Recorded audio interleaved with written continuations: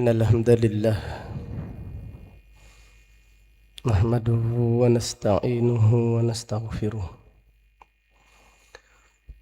ونعوذ بالله من شرور أنفسنا ومن سيئات أعمالنا من يهده الله فلا مضل له ومن يضلل فلا هادي له وأشهد أن لا إله إلا الله وحده لا شريك له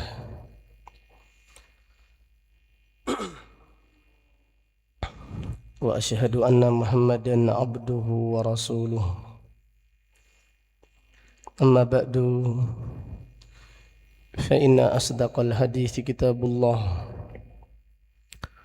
وخير الهدي هدي محمد صلى الله عليه وسلم وشر الأمور محدثاتها وكل محدثة بدعة وكل بدعة ضلالة وكل ضلالة في النار. اللهم فقهنا في الدين وعلمنا التأويل. اللهم علمنا ما ينفعنا وانفعنا بما علمتنا وزدنا علما وأصلح لنا شأننا كله ولا تكلنا إلى أنفسنا طرفة عين. Alhamdulillah, pada sore ini hari Senin tanggal 29 bulan Dzulhijjah tahun 1447 Hijriah, dengan izin Allah Ta'ala kita melanjutkan kembali kajian tafsir Al-Quran dari kitab Mukhtasar Tafsir Al-Imam Ibn Kathir rahimahullah rahmatan wasi'ah. Pada sore ini kita mengkaji tafsir surat Al-Anbiya ayat 72 sampai ayat 75. Surat Al-Anbiya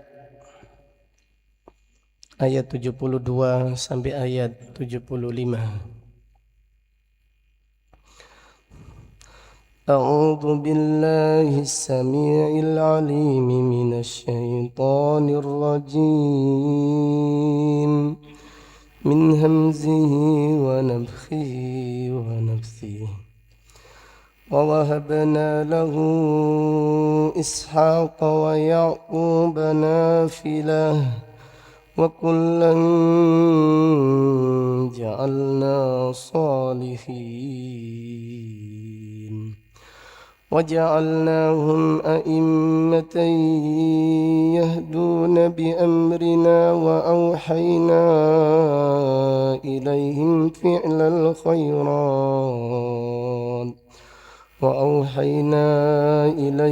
فعل الخيرات وإقام الصلاة وإيتاء الزكاة وكانوا لنا عابدين. ولوطا آتيناه حكما وعلما ونجيناه من القرية التي كانت تعمل الخبائث إنهم كانوا قوم سوء فاسقين.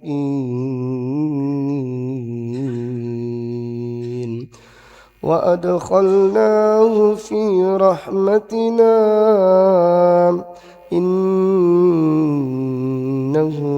من الصالحين.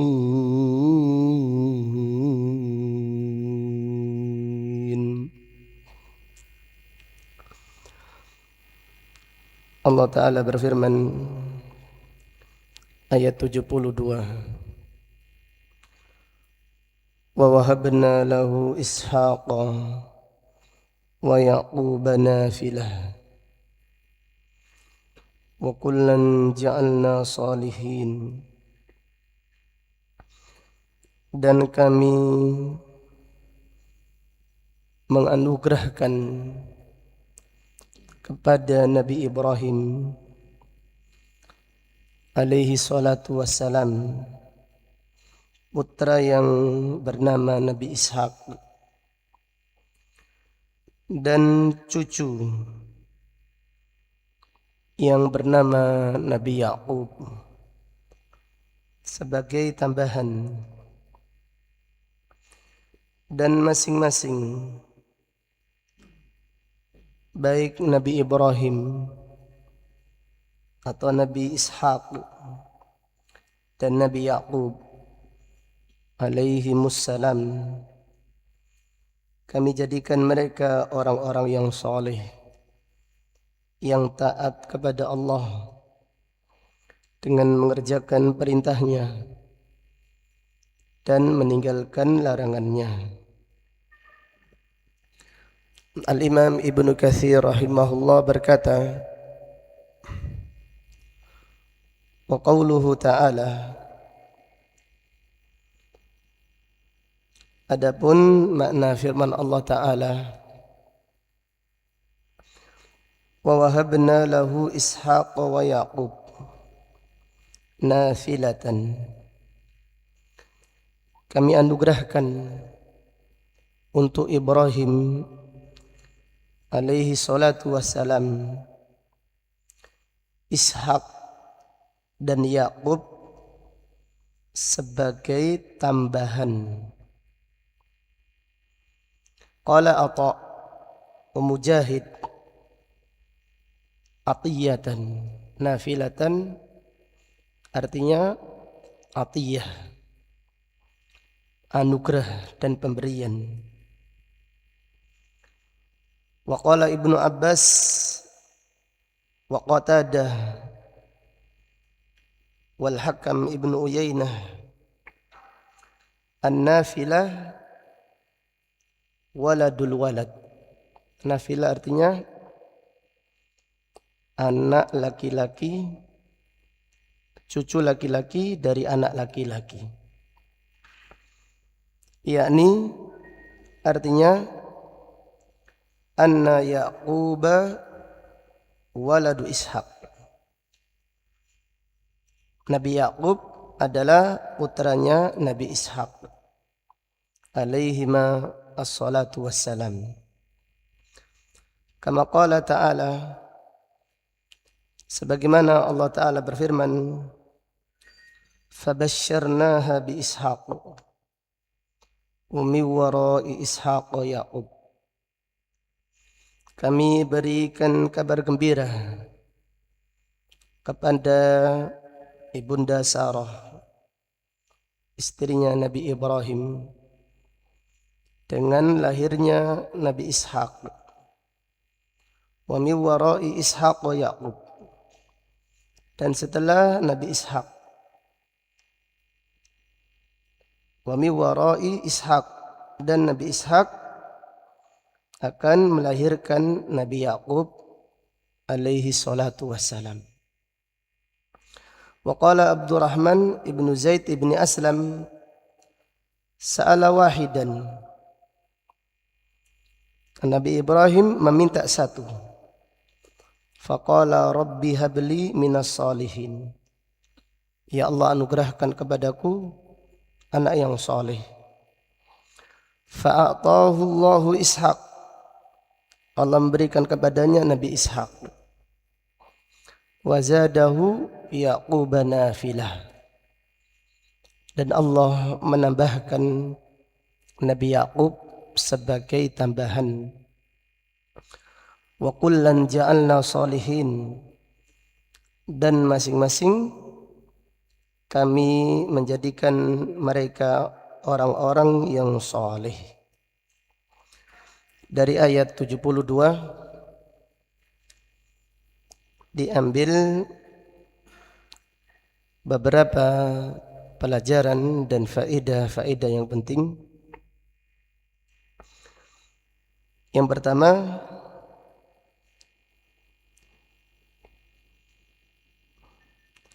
anak adalah rezeki. Anak yang soleh adalah rezeki yang agung dari Allah Subhanahu wa ta'ala. Jadi Nabi Ibrahim bukan sekedar meminta anak, tetapi meminta anak yang soleh. Rabbi habli minas solihin. Ya Allah, anugerahkan kepadaku anak yang soleh, keturunan yang soleh. Dan Allah menganugerahkan kepada Nabi Ibrahim anak-anak keturunan yang soleh, yang taat dan bertakwa kepada Allah Subhanahu wa ta'ala.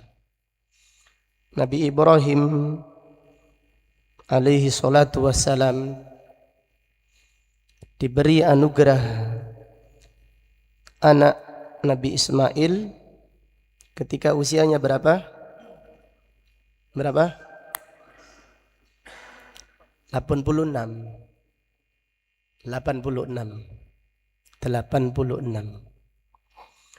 Kemudian Nabi Ibrahim mendapatkan putra Nabi Ishak usianya berapa?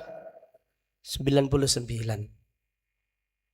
Jadi Nabi Ibrahim diberi oleh Allah anak, yaitu Nabi Ismail ketika usianya 86 tahun. Maka para ulama, di antaranya Imam Ibnu Katsir, menyebutkan perbedaan usia Nabi Ismail dan Nabi Ishak adalah 14 tahun. Jadi 14 tahun perbedaan usianya, sekitar 14 tahun. Ketika Nabi Ismail lahir, usianya Nabi Ibrahim 86 tahun. Ketika Nabi Ishak lahir, usia Nabi Ibrahim 99 tahun. Ini juga diambil faedah larangan putus asa dari rahmat Allah. Dilarangan putus asa dari rahmat Allah. Ada orang yang putus asa dari rahmat Allah adalah orang yang su'udan, orang yang berprasangka buruk kepada Allah. Jangan putus asa, terus berdoa, meminta anak yang soleh, yang solihah, yang bertakwa kepada Allah Subhanahu wa ta'ala. Kemudian di antara faedah yang diambil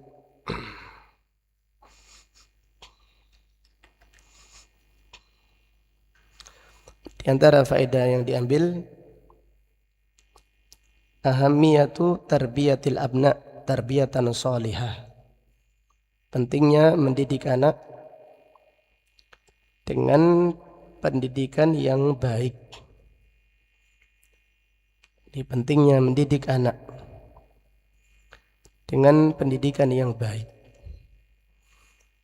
Subhanallah, kita merasa kurang maksimal di dalam mendidik anak. Dahulu para salaf, apabila hari Jumat, mereka mendidik anak dengan pendidikan sunnah. Anaknya disuruh mandi, potong kuku, kemudian memakai pakaian yang bagus, memakai wangi-wangian, kemudian diajak berangkat ke masjid setiap hari Jumat. Jadi mereka menjadikan hari Jumat hari pendidikan. Setiap hari juga sholatnya diperhatikan, bacaan Al-Qur'annya. Jadi anak dididik membaca Al-Qur'an. Kemudian waktunya yang sia-sia dikontrol.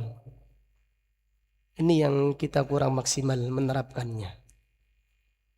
Jadi sehingga anak kita kurang terdidik. Karena kita yang tidak maksimal mendidik anak-anak kita.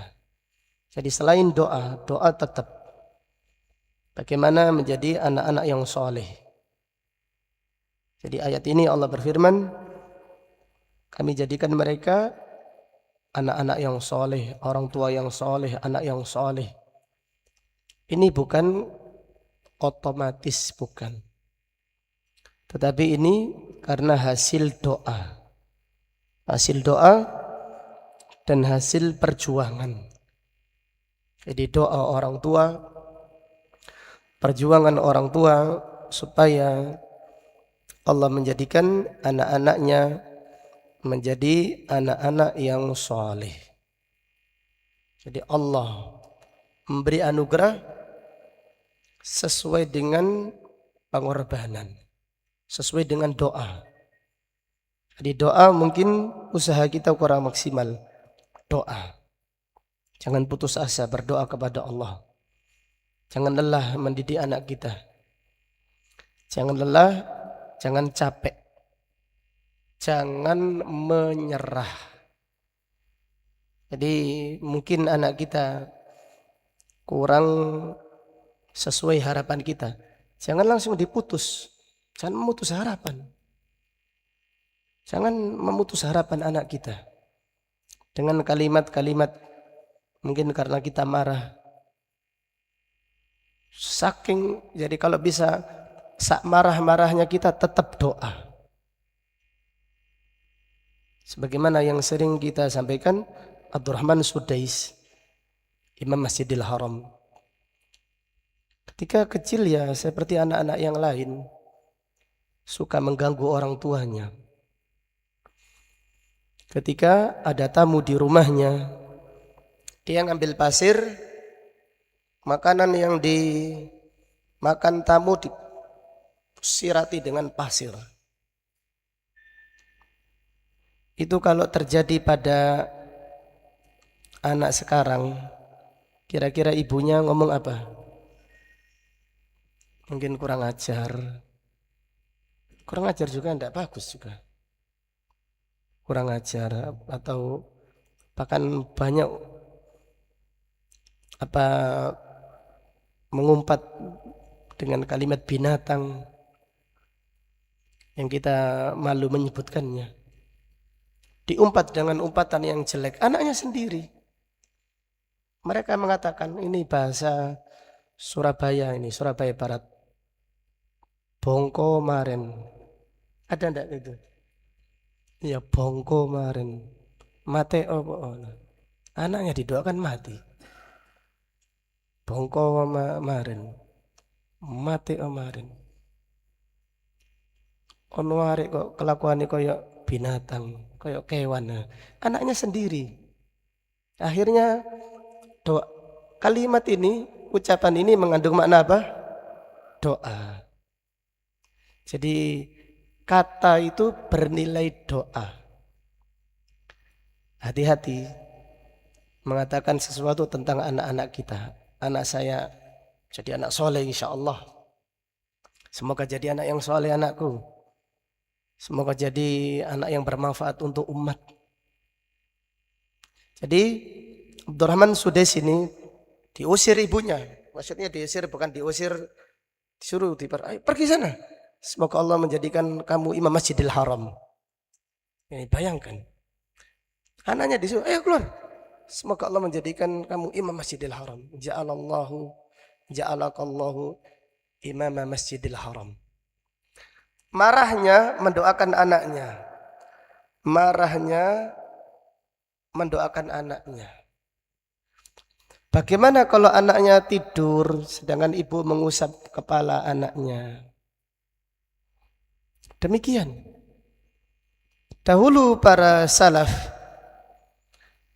wanita salaf kalau menyusui anaknya niat 3. Jadi ada niatnya, nyusui anak niat anaknya menjadi imam besar kaum muslimin atau menjadi panglima perang, atau niat supaya anaknya menjadi orang yang dermawan, hartanya bermanfaat untuk umat. Ini nyusu. Sekarang ibu-ibu nyusui anaknya main TikTok. Anaknya lahir langsung TikTokan. Kecil sudah wis. Subhanallah, kita ini hidup di zaman yang, tapi nggak boleh menyerah. Berat sekali perjuangan mendidik anak supaya menjadi anak yang soleh, yang solehah. Itu berat sekarang. Banyak tantangannya, televisi, HP. Ini orang tuanya yang masih belum membelikan. Bagaimana kalau orang tuanya menggampang-gampangkan anaknya dibelikan HP, dibelikan iPad, dibelikan ini, dibelikan itu. Sudah rusak. Anak kita dirusak dengan alat-alat yang sepele, kelihatannya sepele. Sudah mahal tapi merusak anak, merusak otak. Anak tidak memiliki kepedulian, tidak memiliki jiwa pemimpin, egois. Jadi anak yang selalu memegang HP akan menjadi anak yang egois, akan menjadi anak yang tidak memiliki jiwa pemimpin, tidak memiliki kepedulian, tidak memiliki perasaan, karena otaknya dirusak. Apalagi tayangan-tayangan yang ditonton tidak jelas. Ini cobaan kita hari ini. Ini kita yang belum membelikan HP untuk anak-anak kita. Bagaimana yang anaknya masih SD sudah dibelikan HP? Kita menasihati teman-teman, anak SD jangan dikasih motor. Anak SD jangan dikasih motor. Anak SD sudah main motor, main kelas 5 sudah. Subhanallah, orang tua, mungkin orang tuanya malas mengantarkan dia. Malas mengantarkan anaknya biar berangkat sendiri naik motor. Akhirnya anaknya terpengaruh dengan lingkungan setempat. Ini orang tua yang jahat.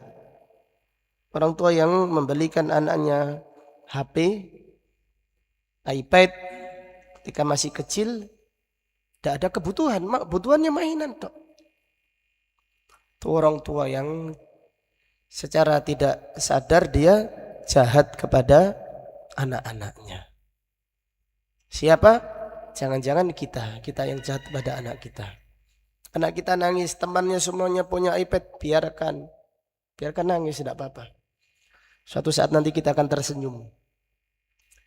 Lebih baik kita kasihan sekarang daripada kita menyesal membelikan anak kita iPad. Menyesal saya membelikan anak saya iPad. Ternyata setiap hari bahkan berjam-jam betah dengan iPad-nya, dengan HP-nya. Ini pengaduan secara global. Semua orang tua mengadu anaknya. Tapi tentang HP ini, tapi tetap saja membelikan HP untuk anak-anaknya. Demikian. Jadi intinya hendaklah kita selalu berdoa untuk anak-anak kita. Karena anak ini kita berharap kepada Allah, cita-cita kita. Kita berharap semua orang ingin anak yang saleh, yang salihah. Tapi bagaimana usahanya? Ya anaknya didoakan terus, didoakan, dididik tanpa mengenal lelah. Dan jangan menyerah. Jangan menyerah di dalam mendidik anak-anak kita. Karena suatu saat Allah akan merubah mereka. Dengan kesabaran kita, kesabaran orang tua. Doa orang tua yang ikhlas dikabulkan oleh Allah. Allah akan menjadikan anak-anak kita menjadi anak yang soleh dan solehah. Kemudian di antara faedah yang sangat agung,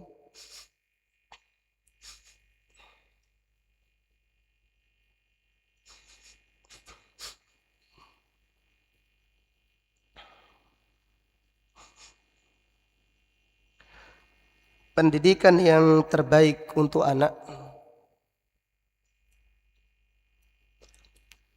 pendidikan yang terbaik untuk anak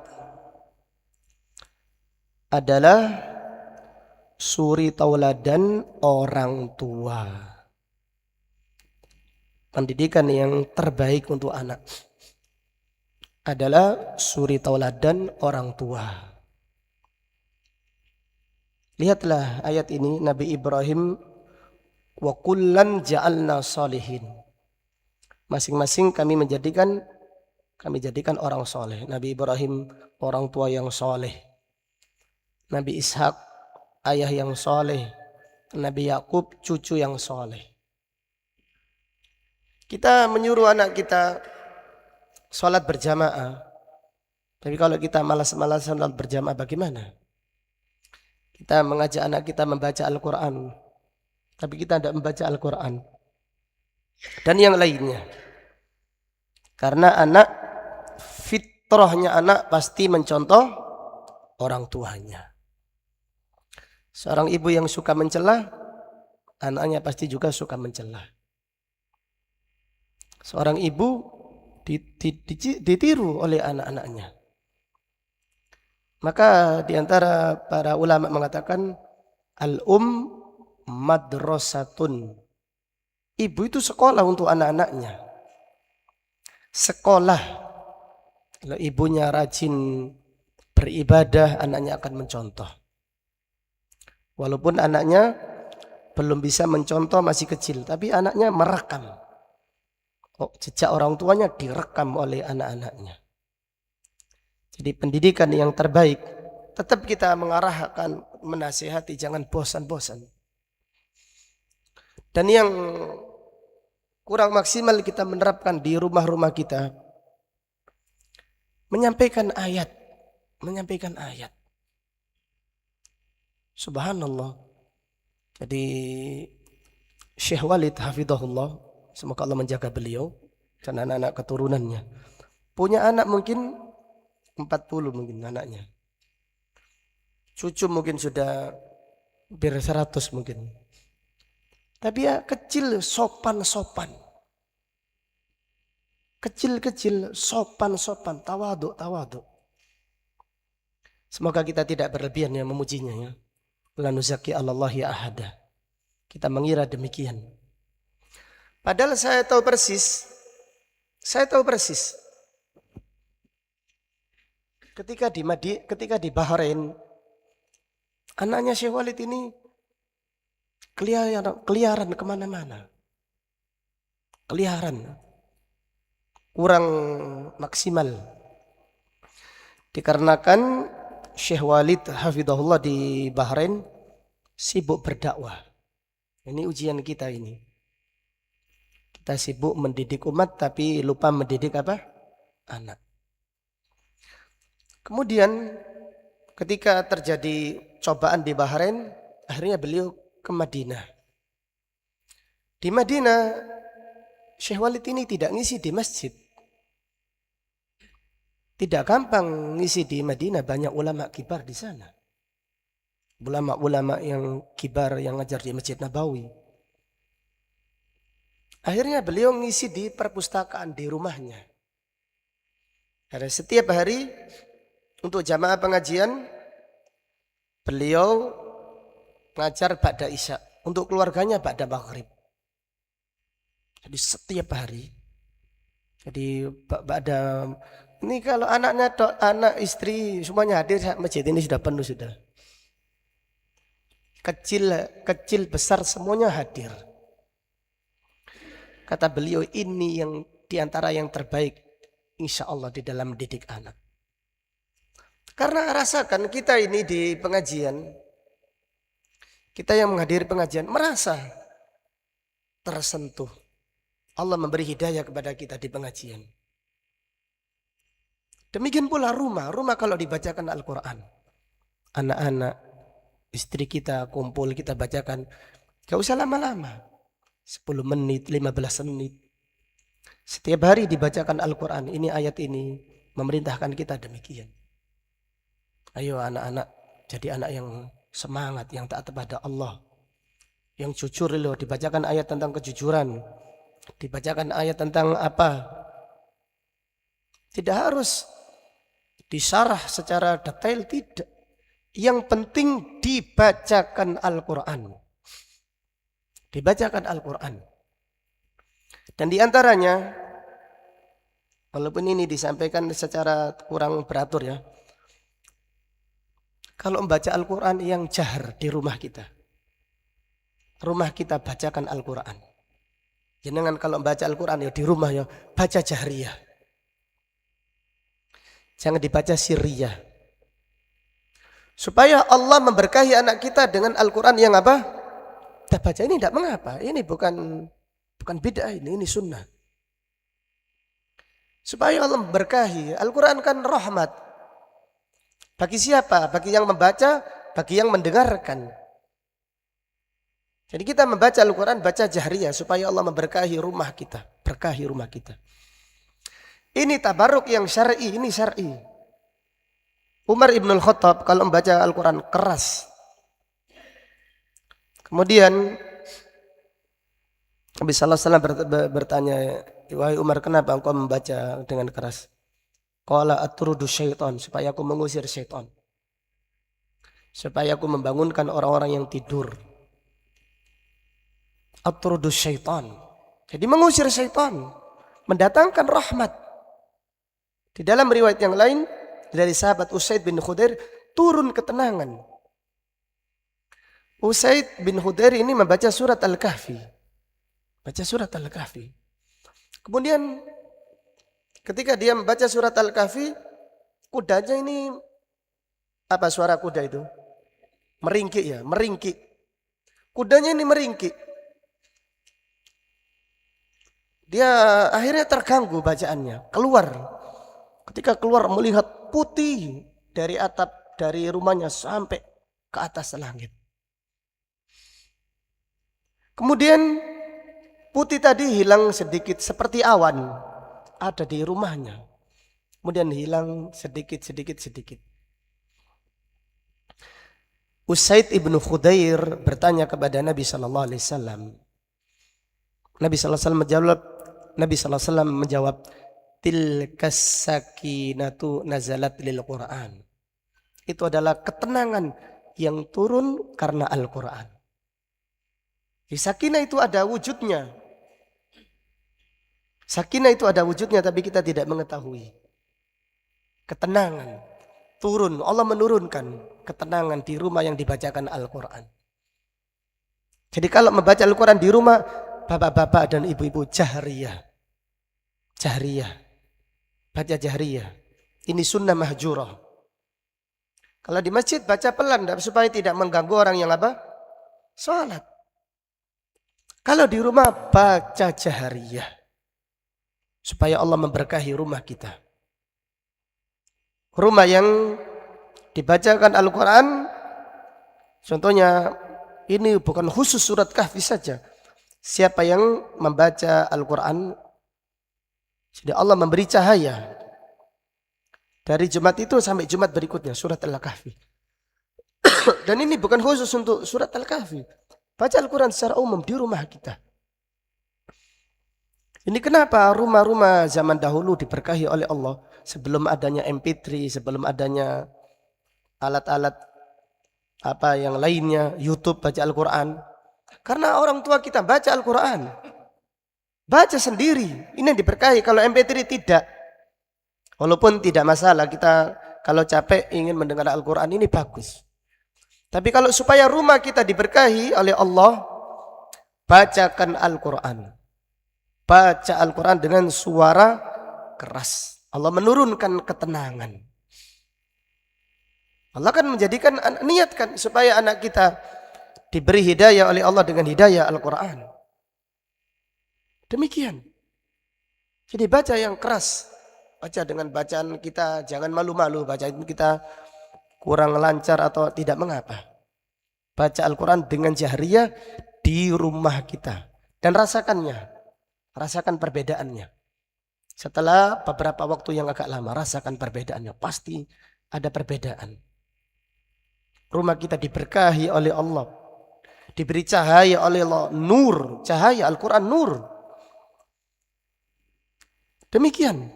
Jadi berbagai macam metode lakukan. Selama itu metode yang syar'i. Supaya anak kita menjadi anak yang soleh. Anak yang bermanfaat untuk umat Islam. Berbakti kepada orang tuanya. Menjadi qurrata ain. Qurrata ayun. Jadi itu penyejuk hati. Anak menjadi penyejuk hati bagi orang tuanya. Jadi ingat tadi. Kemana tadi berdoa. Kemana mendidik ingin menjadi anak yang soleh dengan doa. Kemudian dengan pendidikan. Tidak lelah mendidik anak. Kemudian yang ketiga apa tadi? Menjadi contoh. Menjadi contoh. Kemudian yang keempat, membacakan ayat Al-Quran. Membacakan hadis. Yang kelima, apabila kita baca Al-Quran, bacalah dengan apa? Jahriyah. Di rumah kita, bacalah dengan jahriyah. Supaya Allah memberkahi rumah kita. Supaya Allah memberkahi rumah kita. Gunakan sholat sunnah. Jadikan tempat membaca Al-Quran dengan jahriyah. Karena Al-Quran ketika dibaca dengan jahriyah, Allah menurunkan ketenangan. Nazalat sakinah. Tilkas sakinah. Nabi SAW bersabda, tilkas sakinatu nazalat lil Quran. Tilkas sakinah itu ketenangan. Malaikat turun. Kalau malaikat turun, apa yang terjadi? Apa yang terjadi? Kita kira malaikat turun. Setan pergi, malaikat mendoakan. Malaikat mendoakan. Jadi rumah kita didoakan para malaikat. Bacalah Al-Quran dengan ikhlas, dengan sungguh-sungguh, dengan khusyuk, supaya Allah memberkahi rumah kita. Semoga Allah memberkahi anak-anak kita, istri kita diberkahi oleh Allah, keturunan kita diberkahi oleh Allah Subhanahu wa ta'ala. Kita lanjutkan ayat yang berikutnya. Kita berdoa semoga Allah menjadikan kita dan istri kita serta anak keturunan kita menjadi orang-orang yang soleh. Ayat 73. Waja'alnahum a'immatan yahduna bi amrina. Dan kami jadikan mereka imam-imam. Yahduna, yang memberi hidayah, yang mengajak kepada hidayah dengan perintah kita. Wa auhayna ilaihim fi'lal khairat, dan kami wahyukan kepada mereka supaya mengerjakan kebaikan. Wa iqamas salah, menegakkan salat. Wa ita'az zakah, dan menunaikan zakat. Wa kanu lana abidin, dan mereka adalah orang yang beribadah kepada kita. Bukan sekedar memerintahkan tok, tapi mereka adalah orang yang bersungguh-sungguh beribadah kepada kita. Al-Imam Ibnu Katsir berkata, wa qawluhu ta'ala, Allah Ta'ala berfirman, wa ja'alnahum a'immah, kami jadikan mereka a'immah, ayyuktada bihim, jadikan suri tauladan. Sebagaimana yang disampaikan, pendidikan yang terbaik untuk anak adalah menjadi suri tauladan yang baik. Jadi orang tua di dalam tutur kata, di dalam bersikap, hendaklah niat dijadikan suri tauladan. Ini bukan riya ini. Bukan riya. Riya itu minta pujian, minta pamrih. Tapi supaya dijadikan contoh yang baik.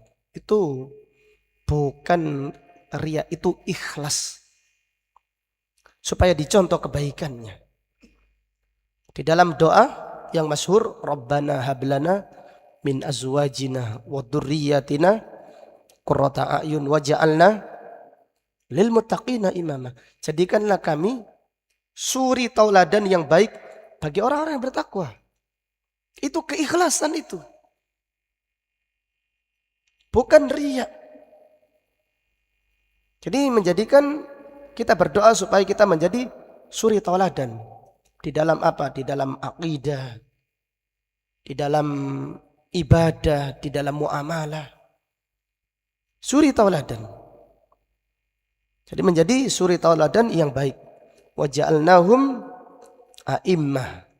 Kami jadikan mereka imam-imam. Ayyuqtada bihim. Yang manusia menjadi suri tauladan bagi mereka. Dan fitrah manusia mencari suri tauladan. Walaupun salah, mereka mencari suri tauladan. Suri tauladan yang jelek berarti.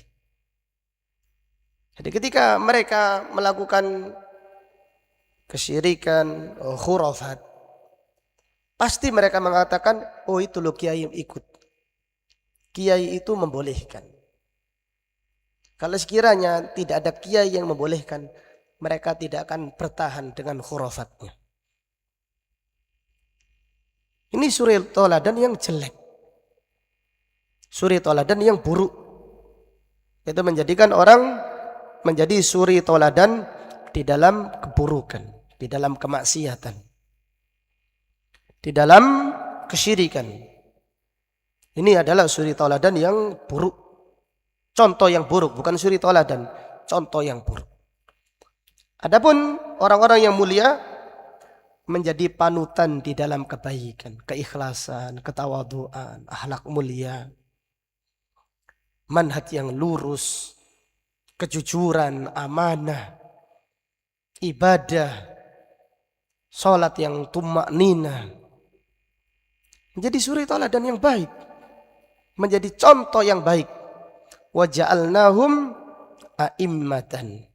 Kami jadikan mereka imam-imam yang manusia mencontoh mereka di dalam kebaikan. Kemudian yahduna bi amrina. Mereka memberi hidayah dengan perintah kami. Hidayah di sini adalah hidayah al-irsyad. Al-Imam Ibnu Katsir menjelaskan ayyad'una ilallah. Mereka mengajak manusia menuju Allah biidnihi, dengan seizinnya. Mereka mengajak manusia menuju Allah, bukan menuju diri sendiri, bukan menuju lembaga, bukan menuju golongan, bukan, tapi menuju Allah. Mengajak manusia menuju Allah. Ada seorang ustadz yang menasihati salah satu teman, salah satu sahabat yang sudah lama tidak ngaji. Dinasihati, dari mana sampean? Kenapa enggak kelihatan ngaji? Sampean ngaji sebisa mungkin. Kalau bisa ngaji hari Senin, hari Selasa, hari Selasa. Tidak harus ngaji ke satu ustadz, bukan. Berarti ngajak kepada apa? Pribadi, naudzubillah. Jadi mengajak kepada kebaikan. Yang penting ustadznya akidahnya lurus, sunnah. Akidahnya salafus saleh, istiqamah di atas manhaj yang lurus.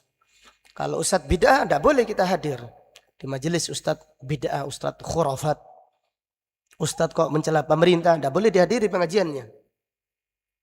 Ustadz atau kiai mencela pemerintah, tidak boleh menghadiri pengajiannya, tidak boleh. Karena itu ustadz fitnah, kiai fitnah. Bukan kiai sunnah, bukan. Walaupun ngaku-ngaku sunnah, silahkan, banyak yang mengaku. Nanti penilaian di hadapan Allah. Jadi kita mengajak manusia supaya ngaji. Sekarang ini lihatlah, subhanallah. Ngaji di kotak-kotak.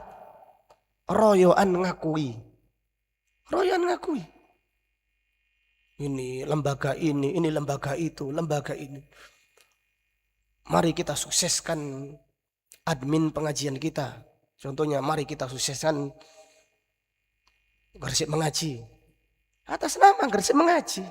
Atau lembaga kita, Tauhid. Jangan menyebut nama yang lain, namun Tauhid saja. Kemana-mana kita nyebut Tauhid. Tauhid terus, Tauhid terus, Tauhid terus. Tauhid itu. Sampai silaturahim kita, kami dari Tauhid. Ini ngapain? Anda mengajak kepada lembaga. Kita mengajak kepada lembaga kita, kepada yayasan kita. Sekiranya di negeri kita di zaman ini tidak ada lembaga, bisa kita punya lembaga pendidikan, bisa membuat pesantren, bisa membuat sekolah. Tidak perlu lembaga-lembagaan. Supaya tidak mengkotak-kotak. Supaya tidak mengkotak-kotak. Supaya tidak ada fanatik jahiliyah. Tidak boleh fanatik jahiliyah. Kenapa para ustadz kok punya yayasan? Ya karena keharusan. Kalau tidak punya yayasan, bagaimana kita diakui oleh pemerintah menjadi lembaga yang apa? Resmi. Ini untuk sebagai darurat. Bukan sudah didakwakan kami dari ini. Imam Syafi'i rahimahullah berkata, coba renungkan pernyataannya Imam Syafi'i. Aku berharap manusia mendapatkan hidayah melalui ucapanku. Walaupun mereka tidak mengetahui kalau aku yang mengucapkan. Aku berharap Allah memberi hidayah kepada manusia dengan ucapanku. Walaupun mereka tidak mengenal aku.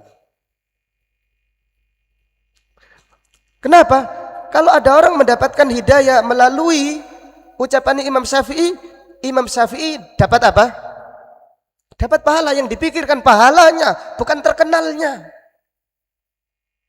Bukan terkenalnya. Di dahulu para salaf sangat takut ingin terkenal itu. Tidak seperti sekarang. Cita-cita terkenal itu sekarang itu. Naudzubillah. Semoga Allah mengampuni kita semuanya. Semoga Allah memperbaiki niat kita. Terkenal itu cita-cita. Kapan saya viral? Kapan saya terkenal? Naudzubillah. Ini bukan mengajak kepada Allah, tapi mengajak kepada diri sendiri. Tetapi tidak sadar. Oleh karenanya, riya itu disebut syirik tersembunyi. Riya itu dinamakan syirkun khafiyun. Dinamakan syirik besar, syirik kecil, dan juga syirik tersembunyi. Kenapa kok dinamakan syirik tersembunyi? Karena orang-orang tidak tahu. Kelihatannya kita ini orang ikhlas. Orang-orang tidak tahu. Ternyata kita menyembunyikan sesuatu. Lihat orang Gresik. Kalian akan tahu saya yang terbaik. Orang-orang tidak tahu. Ternyata saya menyembunyikan itu. Maka dinamakan syirik tersembunyi. Dinamakan tersembunyi karena saya sendiri tidak sadar. Karena saya sendiri tidak sadar. Ternyata saya kepingin menjadi yang paling terhebat. Paling nomor 1. Sulit. Ikhlas itu sulit. Jadi subhanallah, terkadang ngaji. Yang penting lembaganya. Lembaga itu subhanallah. Untuk sebagai darurat tok. Kalau kita silaturahim sudah selesai. Kami dari lembaga ini, kami dari ini, kami dari ini. Jangan orang sakit foto dulu, kami dari ini, foto dulu. masing-masing ini lembaga A, ini B, ini C, ini D, ini D. Terus mana yang membela Allah mana? Tanpa ada nama lembaga wis. Lembaga ini sebagai persyaratan tok supaya kita ini resmi, tidak dikatakan ilegal, tidak dikatakan radikal, tidak dikatakan teroris. Kita yang membela pemerintah saja masih dikatakan teroris. Kita yang masih sudah resmi masih dikatakan radikal. Buktinya ketika terjadi bom bunuh diri, pondok kita didatangi, Koramil datang, Polsek datang.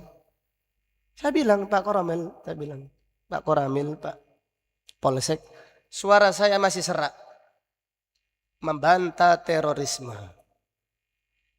Saya dicurigai nanti Anda semuanya kita akan disidang di hadapan Allah. Nah, itu kan boten Pak Yai katanya.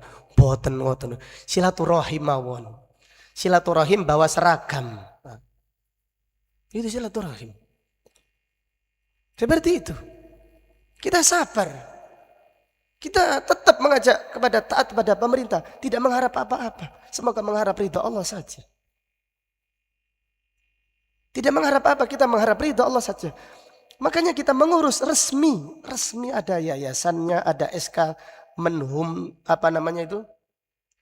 Menhun kami ya. Iya, ada SK-nya, ada notarisnya. Supaya resmi. Kalau enggak, ini sebagai bentuk taat kepada apa? Waliul amr. Kalau di negara kita enggak pakai itu enggak masalah, seperti zaman dahulu. Kiai-kiai zaman dahulu, pondok wis ya pondok saja, enggak perlu surat-suratan. Enggak perlu itu semuanya. Supaya tidak mengkotak-kotak. Supaya tidak fanatik. Oh fanatik ini, fanatik itu, fanatik ini.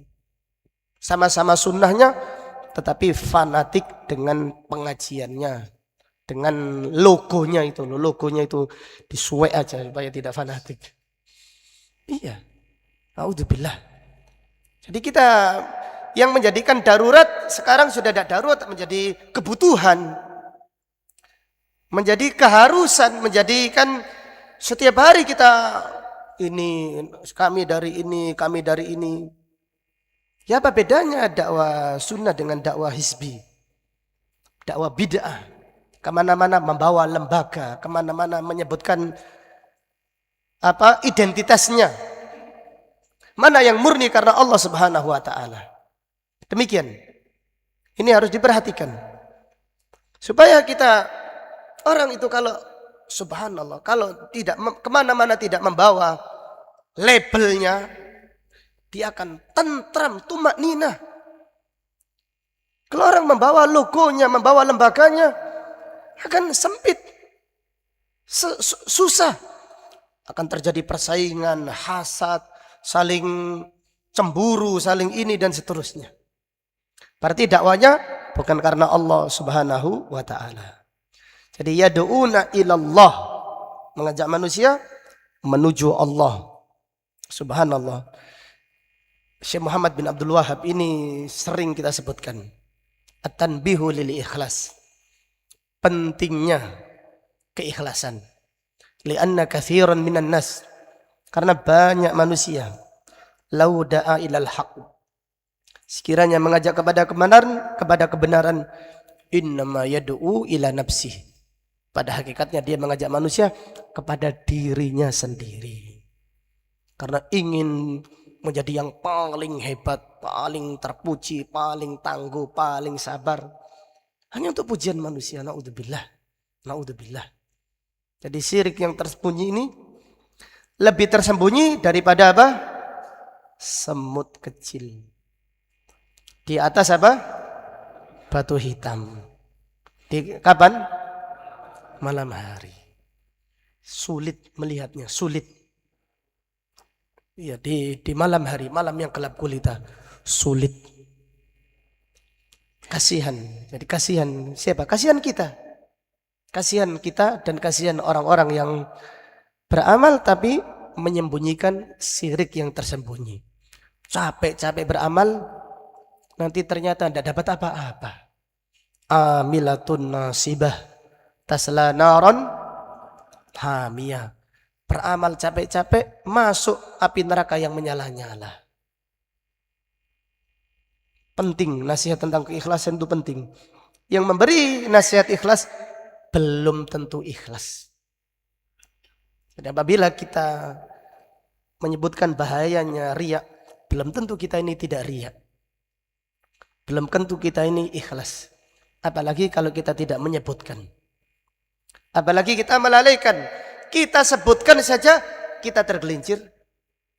Apalagi kita melalaikannya. Subhanallah, korbanan. Piro sih masjid sampean?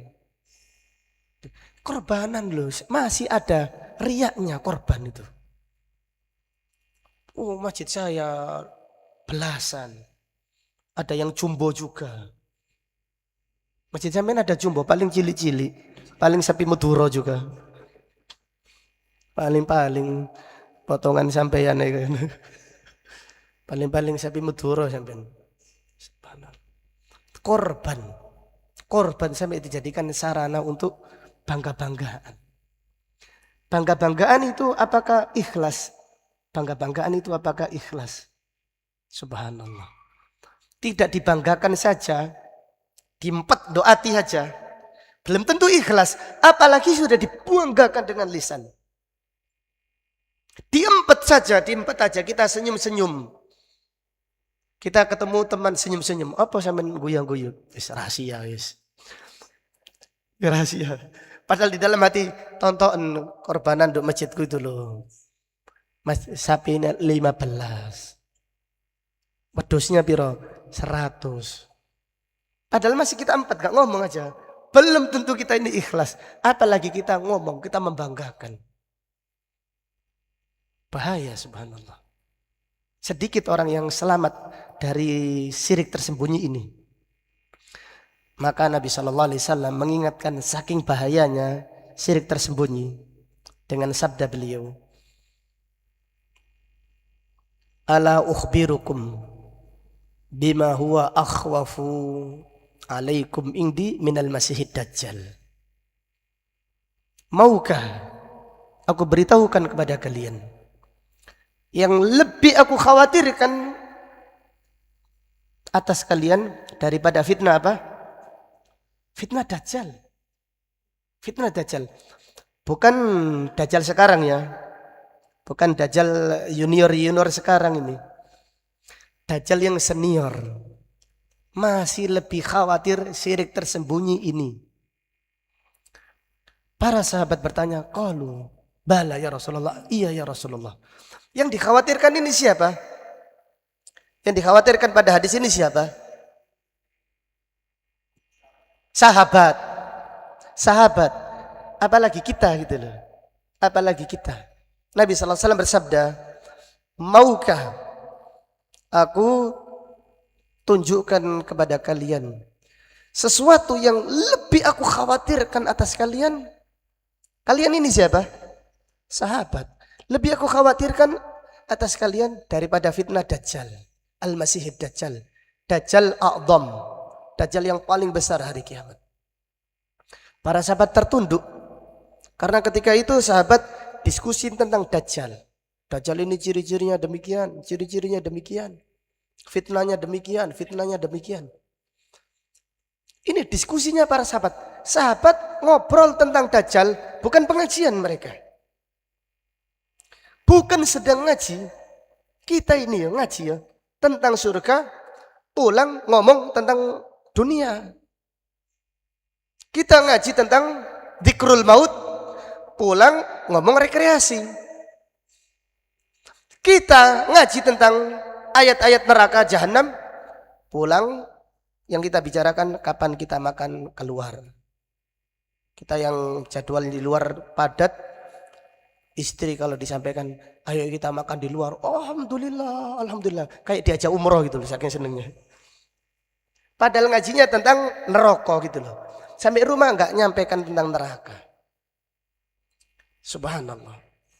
Sahabat ini ngobrol tentang Dajjal. Nabi SAW keluar ke masjid menyampaikan pada para sahabat, hei sahabat-sahabatku, maukah kalian saya beritahu sesuatu yang lebih aku khawatirkan bagi kalian daripada fitnah Al-Masihid Dajjal? Qalu bala ya Rasulullah. Iya ya Rasulullah, apa itu? Asyirkul khafi, syirik yang tersembunyi. Bagaimana syirik tersembunyi? Nabi SAW bersabda, yaqumur rajulu fayusalli. Ada orang itu sholat, awalnya lillahi ta'ala, kemudian ada orang masuk, fayuzayyinu sholatahu, lalu tambah diperbagus sholatnya, tambah dikhusuk-khusukkan. Lima yara min nadari rajulin ilaihi, karena dia sadar ada orang yang memperhatikan apa? Sholatnya. Syirik tersembunyi, karena beramal supaya dipuji, supaya dielem, supaya dikatakan hebat. Ini bahaya sekali. Terkadang kita, bukan terkadang, sering kita ceramah, kadang-kadang menyebutkan faedah yang bagus, lalu kita kagum. Ini syirik ini. Oh, saya tadi hebat, saya ternyata seneng. Subhanallah. Jadi ikhlas itu murni karena Allah. Kalau dipuji, istighfar kita. Abu Bakar As-Siddiq dipuji, langsung istighfar. Bukan malah berbunga-bunga. Kita dipuji langsung bunga-bunga. Wow. Kembang-kembang sampai jalan hampir kepreset, terlena dengan pujian. Abu Bakar dipuji, langsung berdoa, Allahumma la tu'akhidni bima yaqulun. Ya Allah, janganlah engkau menghukum aku karena pujian mereka. Waghfir lima la ya'lamun, ampunkanlah dosaku dari yang tidak mereka ketahui. Wa as'aluka khairan mimma yadunnun, aku meminta kepadamu yang lebih baik dari prasangka mereka. Subhanallah. Ini menunjukkan ikhlas itu apa? Ikhlas itu apa? Sulit. Jadi orang mengatakan ikhlas itu gampang, berarti dia tidak ikhlas. Sulit, tapi jangan menyerah. Jangan putus asa. Tetap berdoa, istighfar. Makanya selesai beramal langsung banyak istighfar. Jangan-jangan kita di dalam beramal tadi ada kagumnya, ada ingin dipujinya. Karena setan itu mendatangi terus. Jadi setan datang pergi, datang pergi.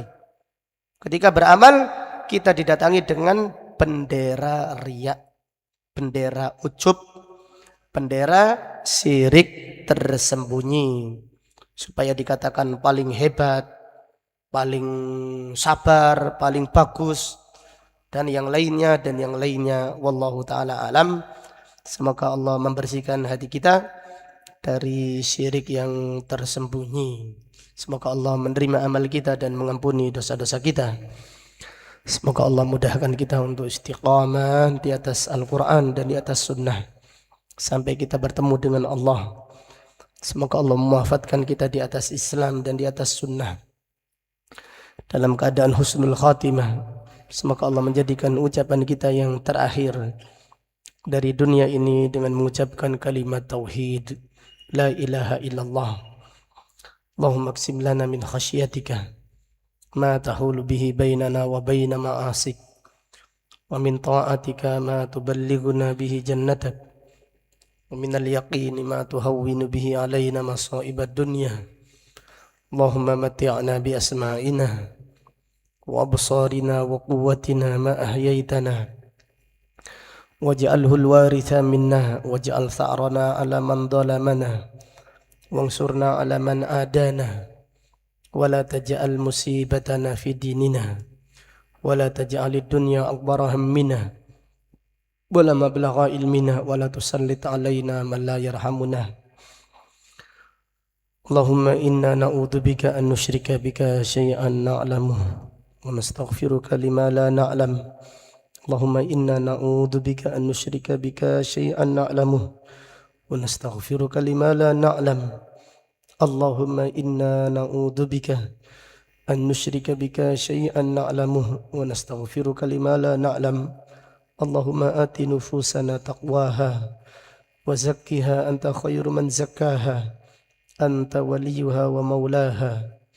اللهم أصلح لنا ديننا الذي هو عصمة أمرنا، وأصلح لنا دنيانا التي فيها معاشنا، وأصلح لنا آخرتنا التي إليها معادنا، واجعل الحياة زيادة لنا في كل خير، والموت راحة لنا من كل شر.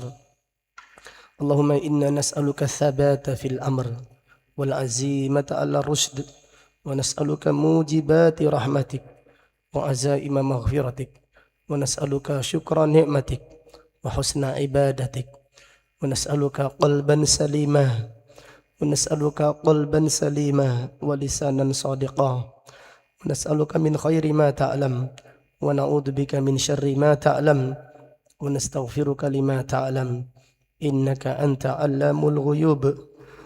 يا مقلب القلوب ثبت قلوبنا على دينك، يا مصرف القلوب صرف قلوبنا إلى طاعتك. ربنا لا تزغ قلوبنا بعد إذ هديتنا وهب لنا من لدنك رحمة إنك أنت الوهاب. ربنا آتنا في الدنيا حسنة وفي الآخرة حسنة وقنا عذاب النار. سبحانك اللهم بحمدك أشهد أن لا إله إلا أنت أستغفرك وأتوب إليك. وصلى الله على نبينا محمد وعلى آله وصحبه وسلم تسليما. والحمد لله رب العالمين. السلام عليكم ورحمة الله وبركاته.